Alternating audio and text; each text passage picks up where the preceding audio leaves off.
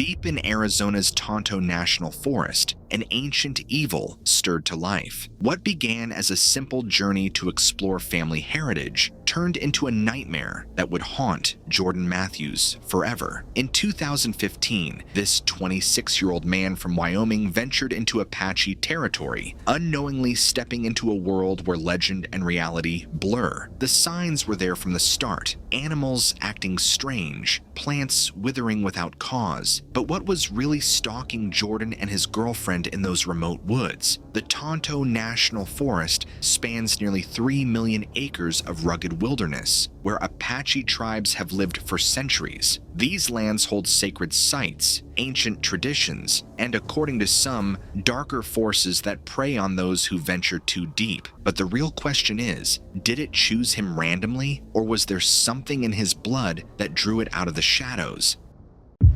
Secrets of the Woods. My name is Jordan Matthews. I turned 26 in the summer of 2015 and decided it was finally time to learn more about my heritage.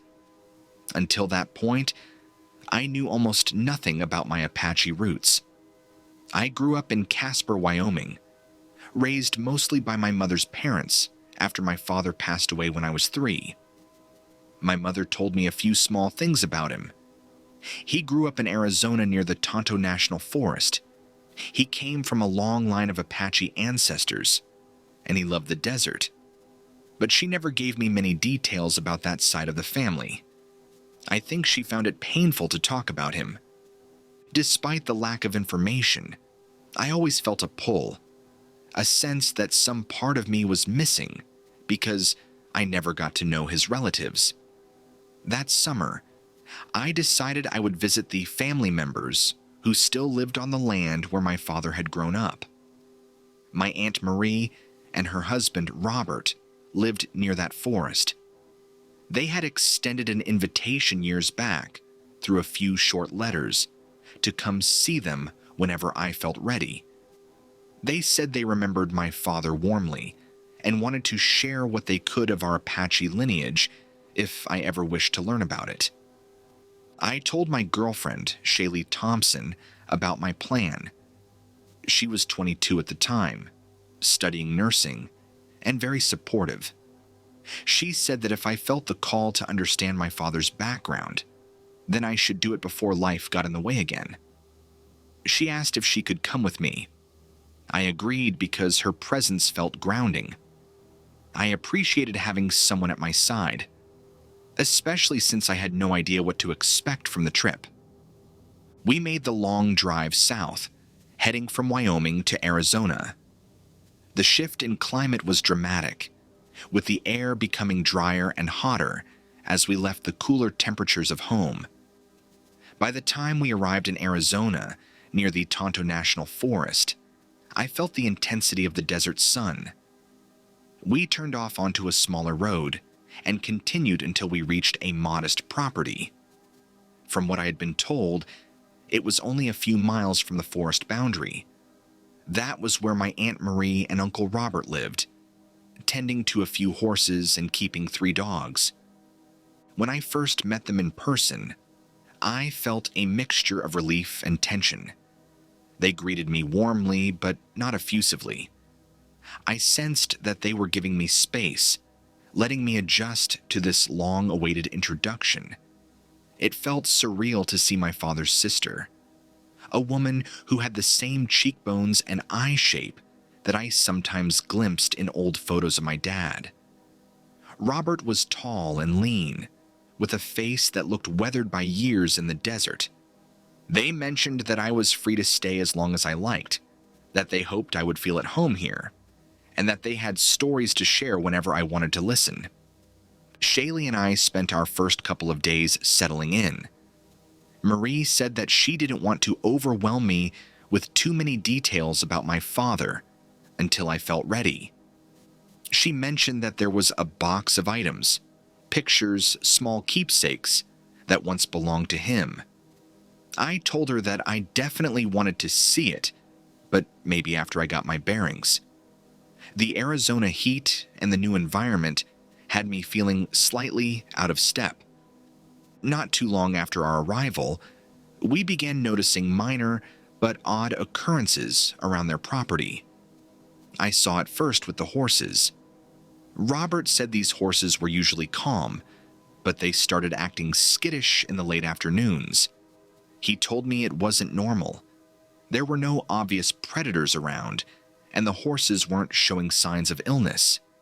Yet every evening, especially around dusk, they would pace around their corral, stomp, and sometimes neigh in distress. I asked him if there had been a recent coyote problem. He answered that coyotes were common, but never riled the horses like this. Soon after, we saw that the family's 3 dogs behaved strangely as well. They refused to enter a certain patch of the yard near the back fence. When Shaylee asked Marie about it, Marie said that the dogs had never avoided that area before. There was nothing physically different about the spot. No holes, no strange smells, no dead animals. Yet the dogs would whine or bark if they were coaxed to go near it, then circle back to the house. It was puzzling. Another subtle change was how quiet the desert seemed. Normally, I would expect to hear some kind of wildlife at night. Crickets, owls, maybe coyotes howling in the distance. But many nights, we heard almost nothing. Shaylee pointed this out, saying that it was surprisingly silent. Marie mentioned that some seasons had less activity, but her tone hinted that she suspected something else. One morning, we walked into the kitchen and found Marie looking at her hanging herbs with a troubled expression. She explained that these were medicinal herbs she had gathered from the area, which she usually dried in the kitchen for later use. She said it made no sense that they all looked wilted and shrunken in the space of a single night. That wasn't how they normally dried in Arizona's arid air. She shrugged and said that perhaps she needed to gather fresh ones, but the look in her eyes told me she viewed it as another sign of something being amiss. I love the outdoors, and I had come partly to experience the land where my father grew up. So after a few days, I suggested to Shaylee that we go on a short camping trip in the Tonto National Forest. I told Marie and Robert that I wanted to see more of the desert and maybe feel closer to my father's memory. Marie hesitated briefly, then said that the land is beautiful, but one should always be cautious. Robert echoed that caution. I assured them we had enough supplies and that I was accustomed to hiking and camping. Shaylee was a bit uncertain, but she didn't want to discourage me. She recognized how important this was for me. We set off for a planned 3-day outing. The first day was uneventful. We picked a spot with decent terrain near a small rise, pitched our tent, and explored. The forest was full of cacti, shrubs, and rocky slopes. The sky was almost painfully blue in the afternoon. We had a simple meal by the campfire that night. Then I noticed how quiet it was, much like the silence at Marie and Robert's place. Shaylee said that maybe Arizona nights were just like that, but I recalled that in other parts of the desert, I'd heard plenty of nocturnal creatures. We crawled into our tent, intending to sleep early. Sometime around midnight, we heard what sounded like footsteps circling our campsite. I remember lying there, heart pounding, thinking it must be an animal. Then it occurred to me that the gait sounded too measured, like a person walking slowly around the perimeter.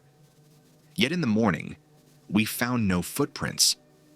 The ground was hard, I told myself, so maybe that explained the lack of tracks. However, the feeling of being watched lingered in my mind. The following day, we hiked deeper into the forest, noticing fewer birds than we expected. Shaylee commented that she had imagined more hawks or ravens overhead, but the sky was almost empty. We tested our compass, hoping to confirm our route. I watched the needle spin slowly, then jerk around unpredictably. I tried a second compass, which did something similar.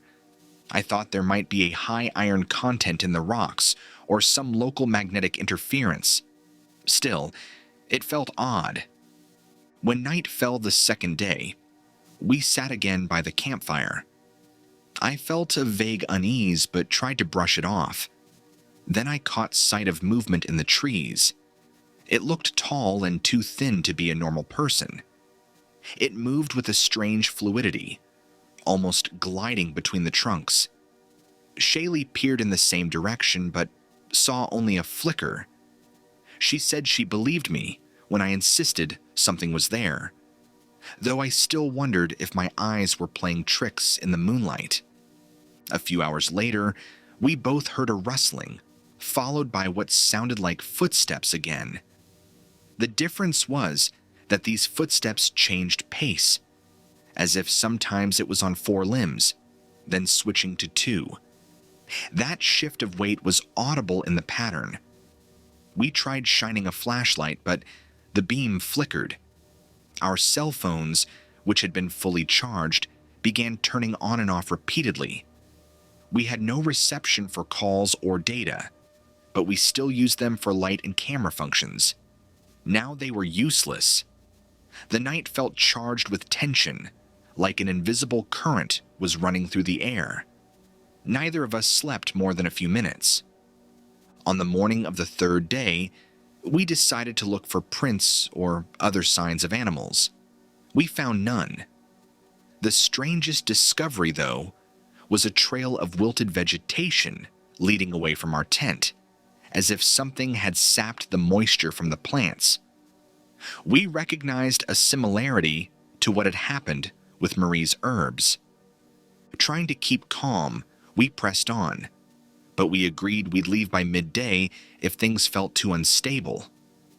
That plan changed when evening approached. This time, we both saw the figure clearly. Under the moonlight, it looked emaciated, limbs elongated, moving in unnatural ways. Sometimes it seemed to have a hunched back and 2 legs.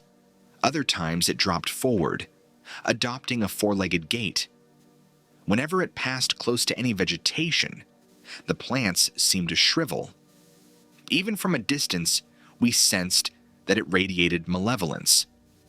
I felt dread in my gut, as though this thing recognized us and was sizing us up. Not long after that sighting, we heard more noise at the edge of camp. We discovered at dawn that multiple deer carcasses were arranged around our site in a geometric pattern. Each carcass had weird symbols carved into the hide. The sight was nauseating, the stench overwhelming. The arrangement was far too precise to be a random predator's kill. More unsettling was discovering our names, mine and Shaylee's, written in what appeared to be Apache syllabary on the bark of nearby trees. I recognized just enough from pictures I'd seen to know the script was definitely not random English letters. Neither Shaylee nor I had any knowledge of how to write in that system. We realized that something had singled us out, learned who we were, and was marking territory or issuing a threat. That was the final straw. We grabbed what we could and fled, not caring about the rest of our gear. We hiked to the car as fast as we could, hearts pounding, every small noise making us jump. Eventually, we reached the vehicle and drove back to Marie and Robert's place, arriving exhausted and traumatized. When we told them everything, they seemed shocked, but not entirely surprised. Marie said she had heard rumors of strange things happening in that area for years, stories that people rarely discussed openly. Robert looked grave, saying that if what we described was accurate, we needed protection. I pressed them for details, asking if this was related to the skinwalker legends I'd heard about. Marie told me indirectly that the region did have its share of lore regarding beings who could shift shapes or drain life from living things, often tied to ancient practices or dark rituals. She explained that from the signs, wilted plants, restless animals, unusual footprints, geometric patterns of dead animals, she suspected we had drawn the attention of something malevolent. She recognized the need for a blessing ceremony, one that was passed down in her family. Robert agreed that there was no time to spare, because once such a being fixates on a person, it can be difficult to shake. I asked them both if they felt it was definitely a skinwalker. Marie just said that some call it that, though exact terminology might differ among different Apache and Navajo traditions. She said the important point was that it was dangerous and fed off fear. Shaylee was trembling by this point, explaining how the deer carcasses had been left in a ring around us, each with carved symbols, and how our names were scratched into tree bark. Marie and Robert looked at each other with concern. Then Marie said we should begin preparations for the ceremony immediately. That evening, as the sun lowered, they gathered supplies in the yard. Marie used freshly picked herbs, sage, juniper, and others I didn't recognize, and placed them in a fire pit. She had Robert start a small fire, careful to arrange stones in a ring. Marie asked Shaylee and me to sit on chairs near the center, and she suggested we keep our eyes closed, remain calm, and try not to speak. Over the next several hours, she chanted and sang in a low voice, words I didn't fully understand. Robert circled around us, sprinkling something into the fire that caused bursts of fragrant smoke. The dogs stayed indoors, presumably to keep them from interfering. During that ceremony, I felt waves of pressure in my chest. At times, it felt almost oppressive, as if something invisible was pushing back against the chanting. Once or twice, I thought I saw shapes flicker at the edges of the property. Shaylee later said she felt the same. The chanting grew more intense, the smoke thicker, and I heard drumming that must have come from Robert, though I never opened my eyes long enough to see him do it. Close to midnight, the ceremony ended. Marie told me indirectly that the immediate threat should recede, but she also warned that strong connections, once formed, don't always vanish. Robert added that perhaps I needed a certain talisman or protective practice if I ever traveled in the forest again. I felt a little calmer. Shaylee said the tension in the air seemed to have lessened. Over the next few days, the horses calmed down, and the dogs started roaming the yard more freely. That sense of oppressive silence we'd felt seemed to lift. Marie said that it was a good sign, that we had likely turned away the immediate danger.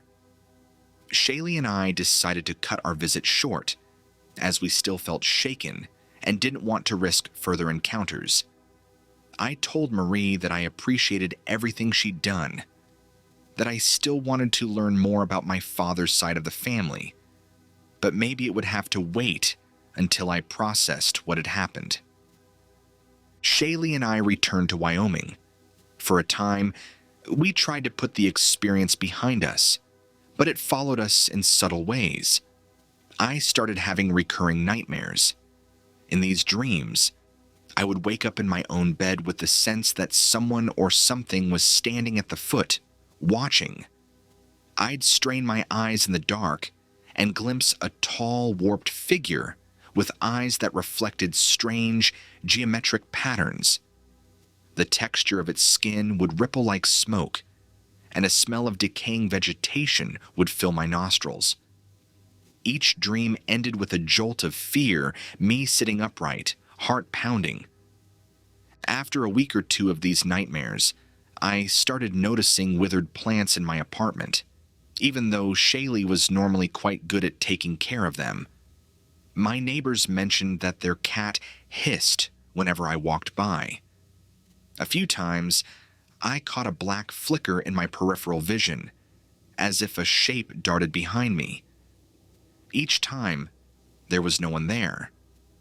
Shaylee said I might be experiencing post-traumatic stress from our ordeal, which I didn't dismiss.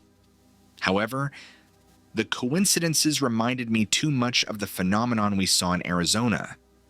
I kept in touch with Marie by phone. I told her about the nightmares, the withered plants, and the uneasy feeling I had. She said that such connections can persist if the entity remains interested in a person, especially if that person's bloodline draws it. She suggested that I find a local elder or spiritual guide who could help continue the protective practices. She said that alone, I might not have the resources to fend it off in the long term. I reached out to a local cultural center in Casper. Through a friend, I got in contact with an older man who was knowledgeable about various indigenous rituals. He wasn't Apache specifically, but he had studied a range of traditions.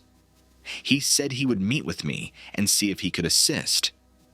In our first meeting, I explained the broad strokes of what happened. He listened without judgment, then said that I likely needed more cleansing rituals, plus a consistent method of guarding my energy or spirit. He said that certain forces feed on fear, negative emotions, or trauma, and if that door has been opened, I must find a way to keep it closed. Over a few sessions, he guided me through a sweat lodge ceremony and taught me some protective prayers. I followed his advice, burning sage regularly in my home.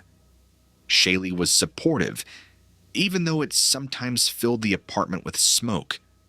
I noticed that when I kept up these practices, the nightmares decreased in frequency. The subtle signs, plants dying overnight, weird shadows, also grew less common. It was never a total disappearance, but it became manageable, allowing me to resume a somewhat normal routine. I still worked in construction, and Shaylee continued her nursing studies.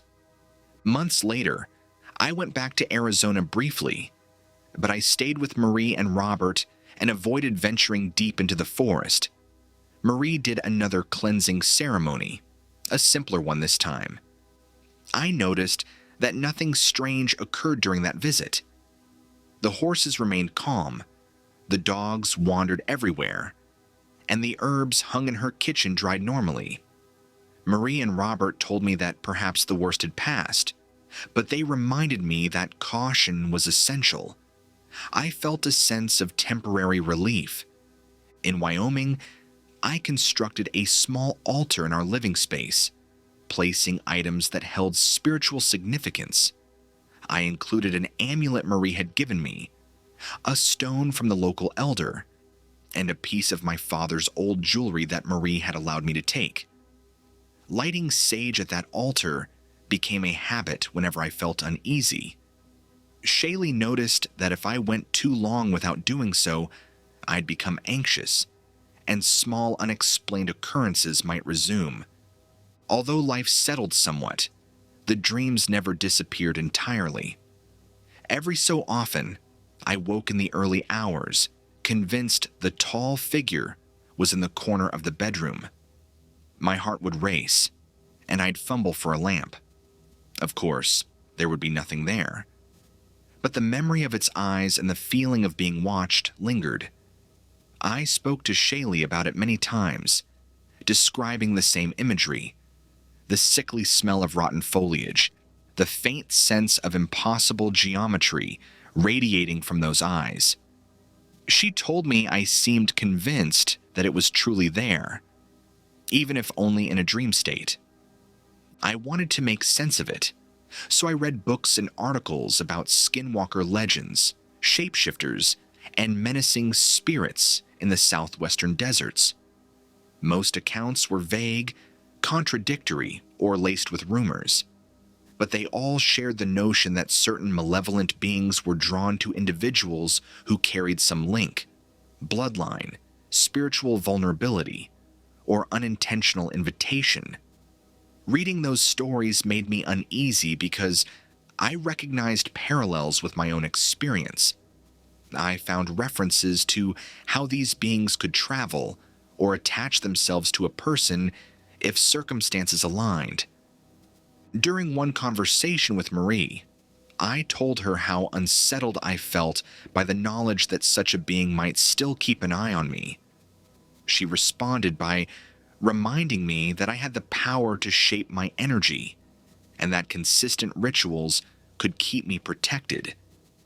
She also pointed out that many southwestern tribes rarely discuss these matters openly, believing that talking about malevolent entities gives them more power. That gave me a measure of caution about dwelling on it too much. Shaylee admitted to me that she remained haunted by the memory of the deer carcasses.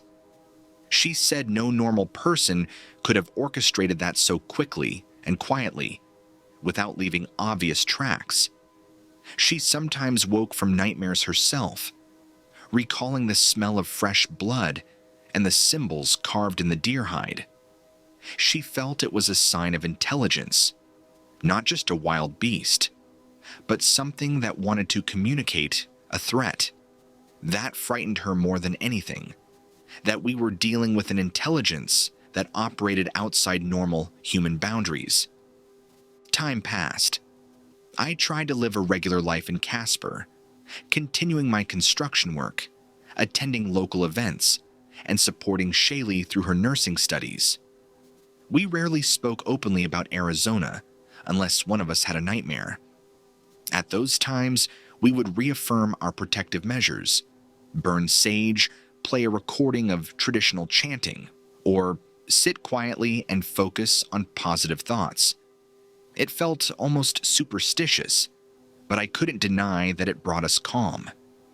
Occasionally, I encountered small reminders, a wilted flower in the corner of the yard, or a moment when our cat, we adopted one eventually, hissed at a shadow near the window. Each time, I felt a chill, wondering if the entity still lurked in the background. I tried not to let it dominate my thoughts. I told myself that I would remain vigilant, but I wouldn't give it my energy unnecessarily. Friends sometimes asked why I seemed more cautious about camping or hiking. I explained in broad terms that I'd had a frightening experience in Arizona. I never gave the full story. I learned that many people either don't believe or can't handle accounts of the supernatural. Shaylee said that if we ever decided to go camping again, we would need to do it close to civilization, never in such a remote area. I agreed. The memory of the forest at night, filled with footsteps and the presence of that tall shape, was still too vivid. Eventually, I wrote my experiences down in a personal journal. I thought it might help me process the trauma and keep track of the details in case my memory faded. The arrangement of deer, the symbols carved into them, the circle of footsteps around our tent, and the phenomenon of withering plants felt like a piece of a puzzle. Part of me suspected that if I had deeper knowledge of Apache cultural practices, I might decipher what those symbols meant. Yet, I also feared that looking too deeply into that knowledge might draw the entity closer again. I never fully made peace with the notion that my heritage might have exposed me to this danger. On one hand, I treasured the idea of connecting to my father's side of the family, learning their traditions, and embracing that identity. On the other hand, I resented the possibility that an ancient predator, a shapeshifter or malevolent force, had singled me out because I carried some trace of my father's ancestry. It felt unfair, though I recognized that spiritual realities don't operate on fairness.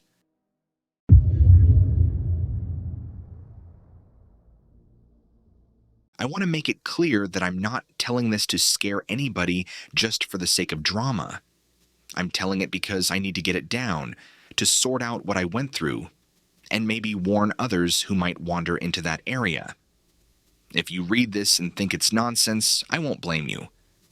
A year ago, I might have thought the same, But here it is, exactly as I remember.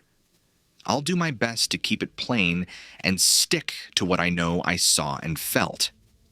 I chose this particular section of the Sierra Nevadas because it's less traveled.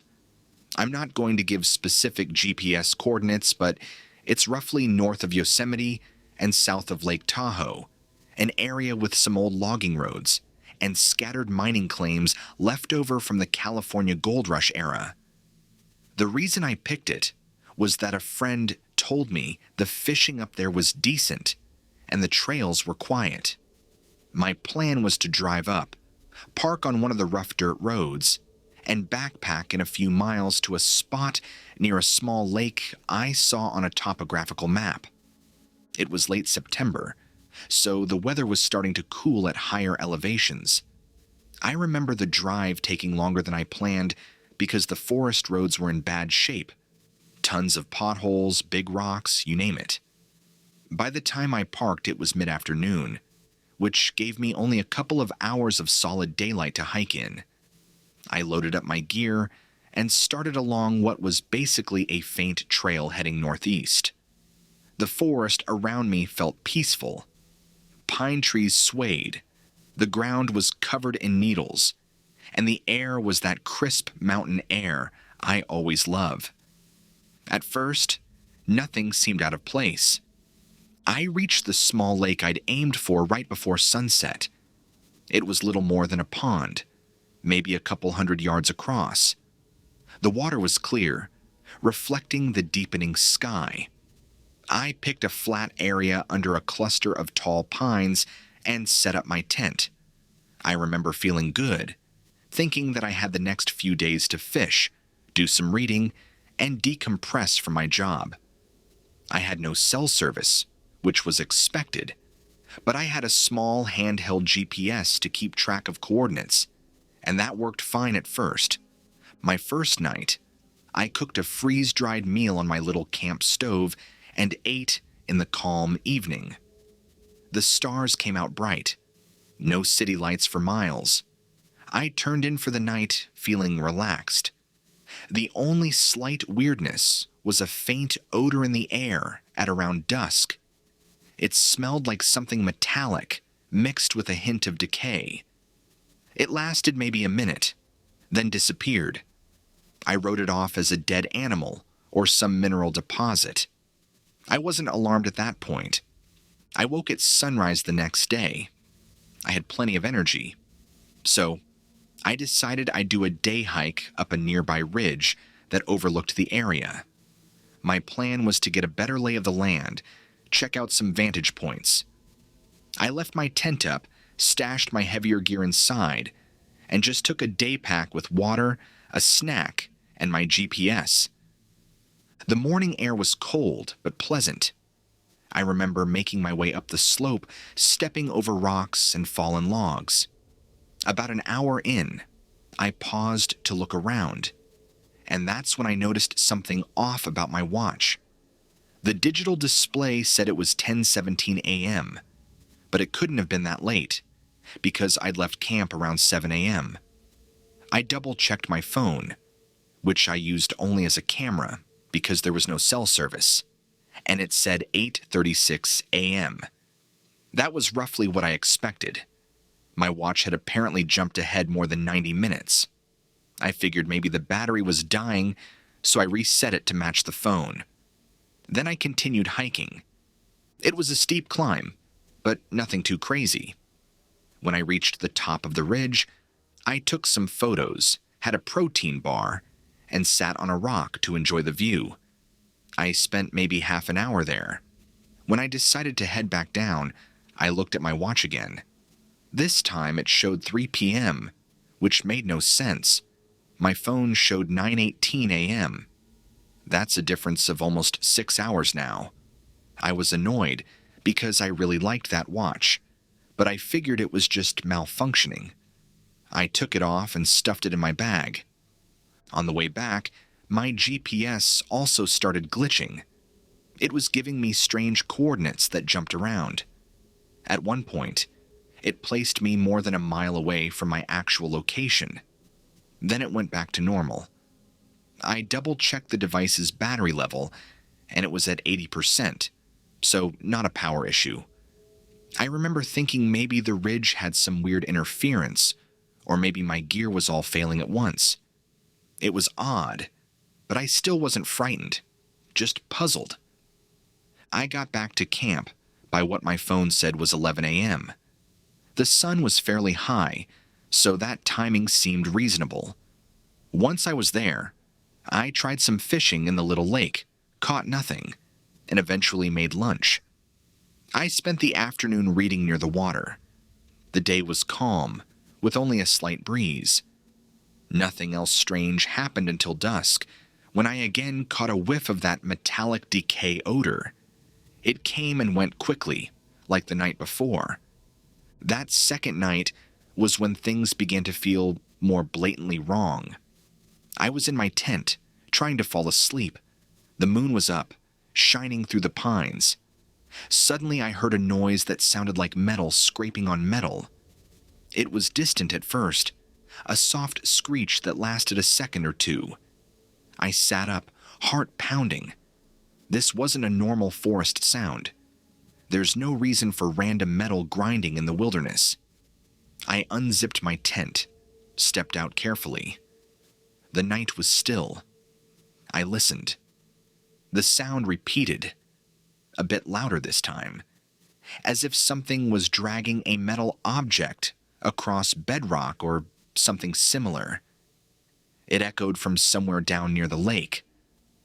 I grabbed my flashlight and shined it around. I couldn't see anything unusual near camp. I considered investigating, but part of me knew it was a bad idea to wander around alone in the dark, following a noise I couldn't explain. Instead, I stood there for a while. The noise stopped after a minute or two, leaving an eerie silence. Just as I was about to zip my tent back up, I noticed faint lights across the lake. They were small, maybe half a dozen, glowing in shades of red and white. They floated above the surface, dancing in a slow pattern.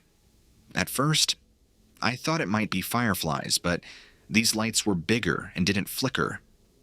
Also, I'd never heard of fireflies in that part of the mountains, especially not ones that glowed red and white. Then they moved upward, almost like orbs, and vanished into the tree line. I watched for several minutes, stunned. The forest was quiet, but my mind was racing. Eventually, I slipped back into my tent, determined to stay put until morning. I barely slept that night. Every so often, I heard the metal grinding noise again, but always faint and far away. Morning couldn't come fast enough. When it did, I crawled out, feeling tired and uneasy.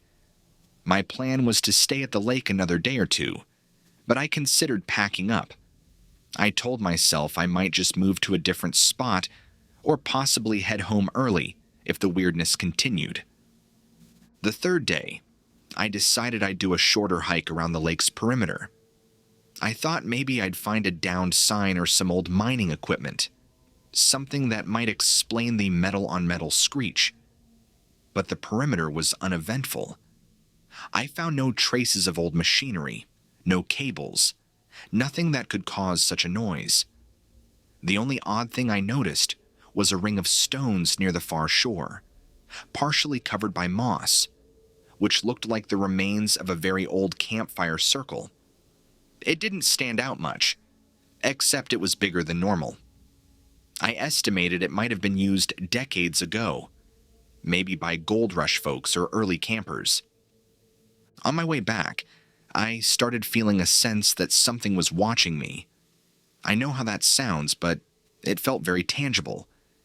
Every time I turned around, I saw only trees and ferns, but my skin prickled. I walked faster.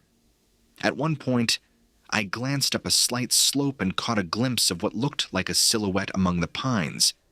It was tall, maybe over 6 feet, and thin. The shape seemed off, as if the arms or legs were longer than a normal person's proportions. I froze, staring. Then it shifted behind a trunk, and I lost sight of it. I shouted a greeting, half expecting a hiker or someone else. No reply.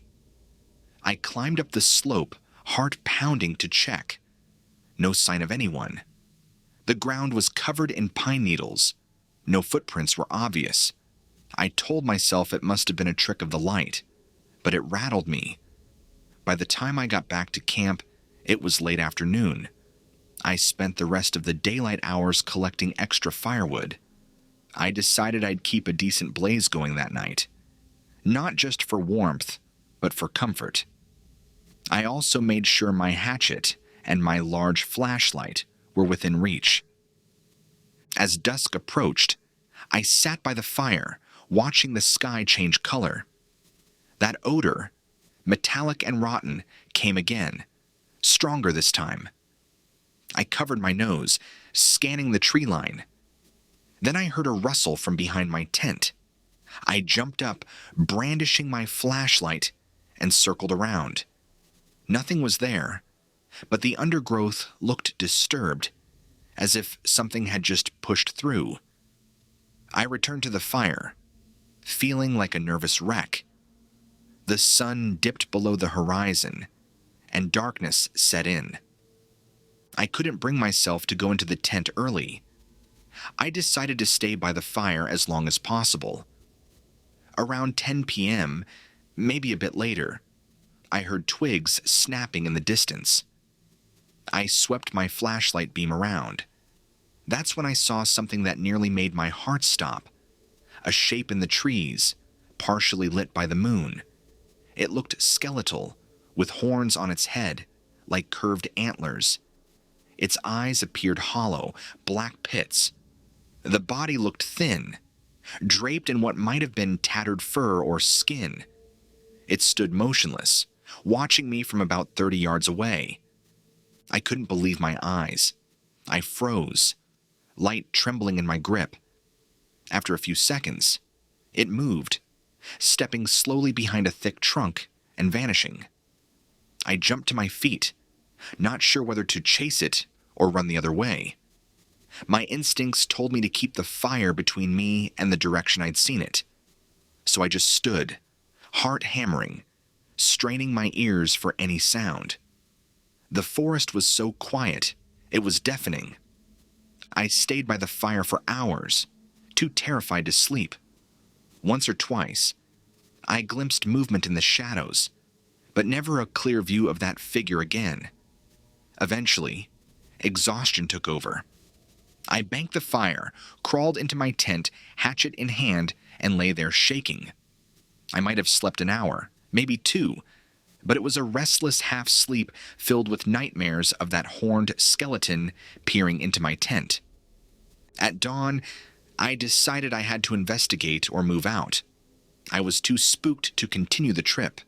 My phone still had no signal, and my weird watch was useless. My GPS was glitchy, but I figured I could at least track back to the car with my map and compass. I packed up some of my gear into my backpack, leaving the tent pitched so I could come back for the rest later. My plan was to walk a short distance in the direction I'd heard the metal grinding and see if there was any sign of old machinery or an abandoned structure. If I found nothing, I'd return, break camp, and leave. I headed toward the eastern side of the lake, following the faint sound I'd heard the night before. After about half a mile, the forest opened into a clearing with a small stream running through it. I saw no buildings or mechanical objects. Then the noise echoed again, louder now, like metal scraping but with a grinding undertone. My hair stood on end. It sounded like it came from the slope above me. Climbing that slope, I found an old collapsed mine entrance. The timbers were rotten, the opening partially caved in. The rusted remains of a small rail track led inside, though it was mostly broken. So that explained some metal presence, but I didn't see anything that would produce the scraping noise by itself. I stood there, feeling a chill, as the noise sounded again, deeper in the mine shaft. Part of me wanted to see if anyone was inside, maybe messing with something. But it was pitch black in there, and it smelled musty, with a hint of that same rotting metallic odor. I decided not to be reckless. I turned back. I left that place as fast as I could, the hair on my neck prickling. On my return walk, I was suddenly startled by a flash in the sky. It was broad daylight, yet I saw a bright orb of light streak above the treetops. It moved too slowly to be a meteor, and it left no typical contrail. It was silent, gliding in a wide arc. Then it vanished behind some pines. I paused, baffled. Another smaller orb zipped across the same patch of sky, then blinked out. I couldn't believe I was seeing what looked like UFO activity. I'd never had a UFO sighting in my life, and now in the middle of these other bizarre experiences, it was overwhelming. When I got back to camp, my mind was made up. I was leaving. I packed my remaining gear, loaded my backpack, and set off along the trail I'd come in on. At least, that was the plan. But my compass began spinning in slow circles. My map indicated I should head due south, but each time I tried to follow a bearing, the compass needle drifted or spun again. My GPS blinked, showing random coordinates. I tried to rely on memory, walk along the lake's western edge, then follow the ridgeline down. However, within 20 minutes, I realized the terrain didn't look right. I recognized certain rock formations I'd passed before, but they appeared in places that made no sense. It was as if the forest was shifting. Frustrated, I backtracked to the lake. I decided I'd try going the other way around, but the result was the same. The paths twisted in ways that messed with my sense of direction. At one point, I checked the sky to see the sun's position. It seemed normal, but each time I walked for a while and checked it again, I felt like I'd barely covered any ground. This continued for hours. By late afternoon, I was sweating and exhausted, having made no progress in actually leaving. It's embarrassing to admit, but I ended up back at my original campsite near the lake, feeling cornered. My phone said it was 3 p.m., but the sunlight suggested something closer to noon. I sat on a log, trying to calm myself, drink water, and figure out a logical next step. That's when I noticed my phone battery was dropping unbelievably fast, like 1% every minute, until it died completely. Great. No phone, no watch, no reliable GPS. I tried not to panic. I decided to stay put for the rest of that day, gather my wits, and attempt to leave again first thing in the morning. I made a small fire, but I didn't put up the tent. I just laid out my sleeping bag near the fire ring, determined to stay alert. The afternoon dragged on. I felt an odd sense of déjà vu, as if I'd done all this before. My sense of time was all messed up. As evening approached, I once again smelled that foul odor. Then, from across the lake, I heard a low moan or groan that sounded almost like a distorted horn. It was deep and echoed across the water. I felt goosebumps all over. The sun was going down, and I braced myself for another horrible night. That moaning sound came twice more, each time a bit louder. I glimpsed the swirling lights over the water again, those small orbs in red and white. Then they vanished behind a stand of pines. Night fell. I added more wood to the fire, trying to keep the area lit. The moon was partially hidden by clouds, so it was darker. A few hours in, the metal grinding noise returned, accompanied by that moaning or horn-like sound. The two noises alternated, echoing from different directions as if there were multiple sources. I told myself it might just be echoes, but I couldn't rationalize that. It sounded too deliberate. Around midnight, I caught movement in my peripheral vision. I turned quickly, and there, maybe 20 yards away, stood that horned skeletal figure again. This time, I saw it more clearly in the moonlight. It looked like a creature made of bone, with patches of rotting flesh or fur, horns curled upward, and those hollow sockets for eyes. Yet I felt it staring at me. My heart hammered. I raised my hatchet, though I doubted it would do any good. The thing didn't move closer. It just watched. I shouted, telling it to leave me alone. The figure cocked its head, a slow, eerie tilt. Then it glided behind a tree and disappeared. I say glided, because it moved too smoothly to be normal steps. I looked all around.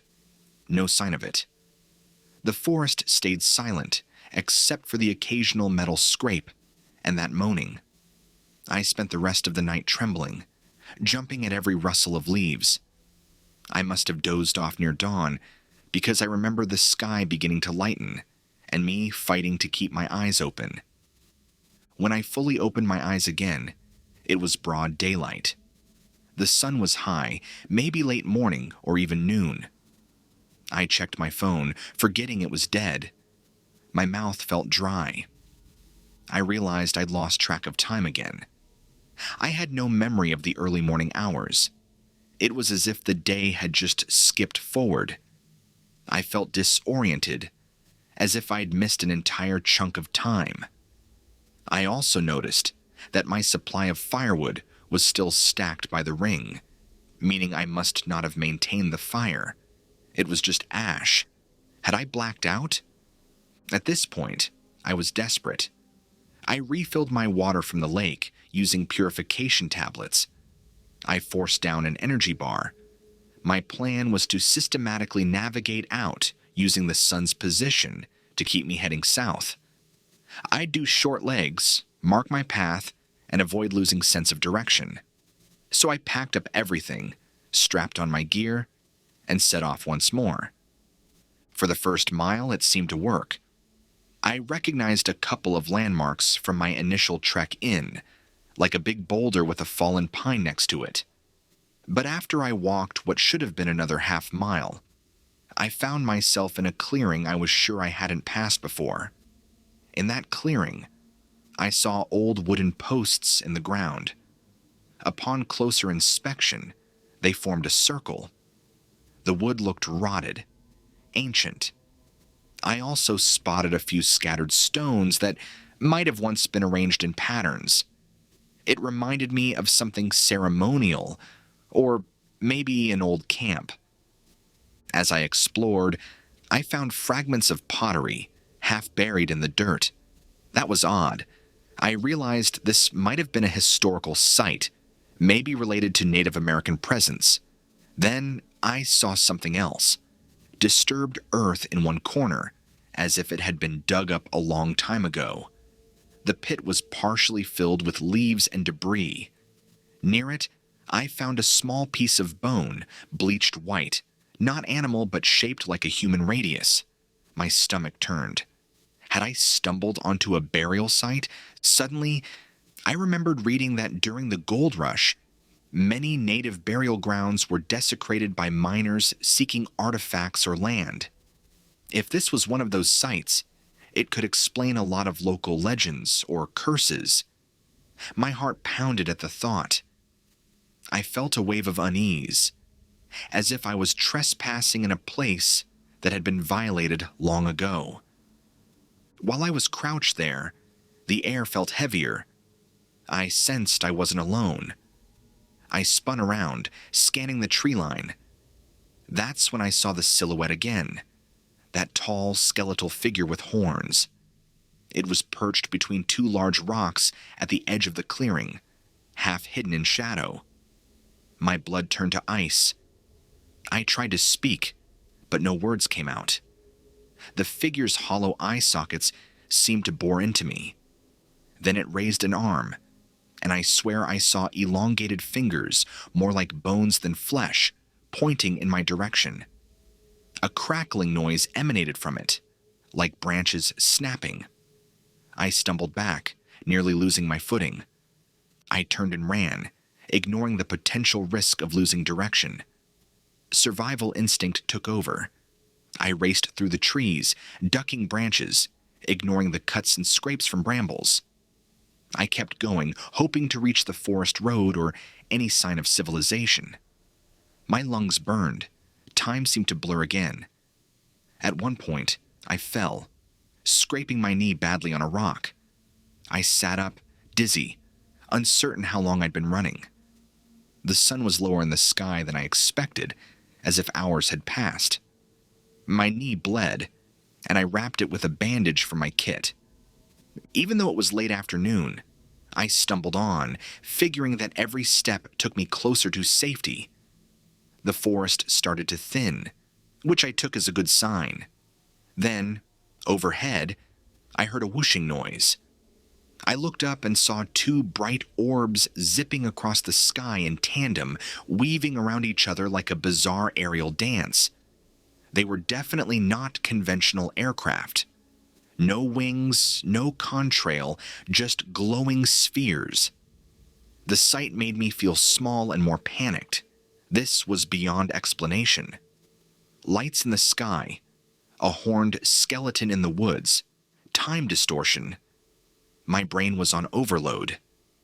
I lost sight of the orbs as they moved behind the treetops. I forged ahead, ignoring the ache in my knee. The sun sank lower, and darkness crept in too soon. By my guess, it was maybe only 5 p.m., but the daylight was fading fast, faster than it should in late September. As night closed in, I realized I might have to endure another terror-filled darkness. I found a rocky outcropping that offered some small shelter. I cleared a space, set up a small fire with the last of my matches. I was down to just a handful of supplies. My nerves were shot. I ate a protein bar, sipped water, and tried to think rationally about how to survive the night. That's when I heard the metal grinding noise again, echoing up the slope from somewhere behind me. It sounded closer than ever, like something scraping right below the rocks. Then came that moaning horn sound, and in the flicker of my small fire, I saw shapes moving in the trees, shadows sliding across the trunks, some tall, some short, none with any clear form. I pressed my back against the rocky wall, hatchet in hand. My eyes darted around. The shadows sometimes looked like elongated limbs, or large heads with twisted necks. They flickered in and out, as though intangible. At one point, my vision blurred. I can't say if it was fatigue or something supernatural. All I know is that I saw fleeting images of that horned skeletal figure stepping through the darkness, accompanied by a half-dozen swirling lights at ground level, each shaped like glowing orbs. I heard a faint humming, and the air smelled strongly of metal and rot. Time lost meaning. I might have blacked out. My dreams, if they were dreams, were full of terrifying images. The skeletal creature looming over me, the UFO lights circling above, a sense of being dragged into that old mine, hearing bones crack. I woke abruptly, heart racing, to find my fire nearly out. The night was silent, except for my ragged breathing. When morning came, I felt half dead. My muscles ached, my knee throbbed, and my spirit was worn down by fear. But I was still alive. The sun was out, though it felt dim and weaker than normal. I told myself that no matter what, I had to push onward, even if it took all day. I set off limping, using the rising sun as my guide. I stumbled across creeks, forced my way through undergrowth, and tried to maintain a steady south-southwest course. After hours of trudging, I finally recognized a rock formation near where I had parked my car days ago. Relief flooded me. I followed a faint path downhill, and sure enough, I eventually saw the dusty forest road. My car was right where I left it, though I realized I'd left it there for more than the planned time frame. The entire trip had warped in a way I still can't fully account for. I threw my gear in the back, started the engine, and prayed it would run. It did, thank God. I drove out of there, white-knuckled, scanning the forest in my rearview mirror. I half expected to see that horned figure standing at the tree line, but I didn't. The drive down was tense. Every so often I thought I caught glimpses of lights in the sky, but maybe it was just my imagination by then. I hit a paved road after a couple of hours on the rough forest route. Once I had a phone signal, I checked the date. According to my phone service, it was a full day later than I thought. I'd lost about 24 hours. I couldn't wrap my head around it. I knew I'd been out there longer than planned, but not that long. My sense of time had been shredded. That only reinforced the feeling that the entire region was saturated with something abnormal. Back home, I told only a few close friends about what happened. Most looked at me with a mixture of pity and skepticism. Some said I must have eaten wild plants that caused hallucinations, or that I experienced camping paranoia. I have zero memory of consuming anything unusual. Others suggested maybe there were natural phenomena, magnetic anomalies, illusions, groupings of meteorites. But none of that explains the horned skeleton figure, the repeated metal grinding sounds, or how my gear all malfunctioned at once. The time distortion aspect is the hardest to convey in a way that sounds plausible. I also researched the area a bit. I found old references to a Native American burial site that was desecrated in the mid-1800s by miners. There were rumors of curses, strange sightings, missing travelers. Nothing official, mostly local legends. Some speak of a skinwalker or shapeshifter that supposedly roams the region, drawn to the energies of that disturbed ground. I don't know if it's a skinwalker, a ghost, an alien presence, or something else entirely. All I know is it terrified me on a fundamental level. For weeks after I returned, I had nightmares of that skeletal shape with horns. I'd see it standing in the corner of my bedroom at night, just watching. I'd jolt awake and realize it was just a dream, or so I hoped. The smell of rotting metal would sometimes fill my nose out of nowhere. I checked out medically. No issues with my sense of smell or neurological signs. I can't explain it. Even now, if I let my mind drift, I can hear that metal grinding in my head, or recall the moaning horn sound that drifted through the pines. The images of the swirling lights over the lake keep returning too. Sometimes I wonder if those were separate phenomena, or part of a single bigger reality. Maybe some entity controlling both the illusions and the physical environment. I can only guess. I haven't gone back. I have no desire to. Part of me feels guilty for leaving some of my gear behind in that place. I dropped a few items along the frantic hikes, but retrieving them isn't worth it. My friend, the one who recommended the fishing, asked if I planned another trip to the Sierra Nevadas. I told him no, and I gave no details. I want nothing more to do with that region. I do believe the location is inherently dangerous, whether it's because of a centuries-old curse tied to that burial ground or natural portals or something else. I can't say. But my advice to anyone is to stay away, especially from those unmarked spots near old mine shafts and desecrated land. If you have to go, do so with caution, and be aware that your sense of time and direction might not hold up the way you expect. Part of me keeps replaying the moment I first saw that skeletal figure. The rational side of my brain insists it can't be real, maybe a costume or a weird formation of branches. But in my gut, I know it was real. The chill that went through me was too strong, the sense of deliberate observation too personal. I believe it, and the accompanying phenomena were connected to something deeply rooted in that land's troubled past. To this day, I can't wear a watch without feeling uneasy. I keep checking to see if the time is right, and sometimes, in the corner of my eye, I'll catch a fleeting shape that reminds me of that thing. It's not there when I look directly, but the memory is enough to send my pulse racing. This is my story.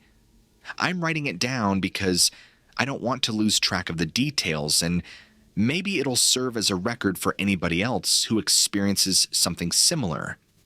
I can't offer a tidy conclusion. I escaped that place, but the strangeness followed me in small ways. I suspect that the phenomenon doesn't want to be understood, only feared. I can't say I fought it off or banished it. I just ran and got lucky enough to find my way out. If you guys enjoyed today's stories, be sure to smack that like and subscribe button so you don't ever miss another episode of Secrets of the Woods. I'll see you all in the next episode.